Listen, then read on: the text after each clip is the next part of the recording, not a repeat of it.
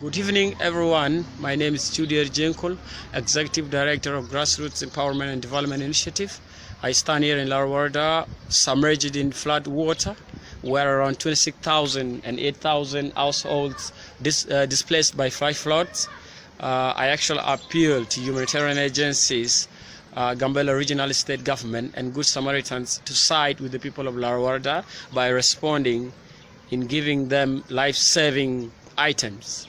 قليلة كده HR ولا كيرنو HR نو واو ده بيلو جدا ده بقول بعدين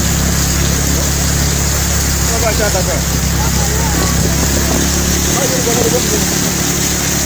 هو وجه ده قال الرود ده قالوا دول كوجار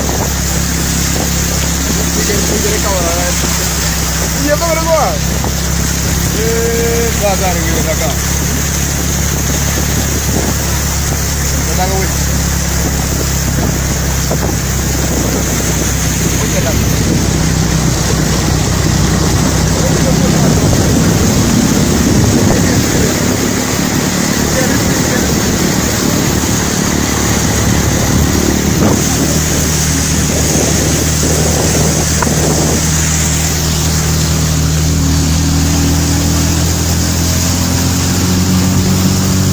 Apa dong lo yang kayak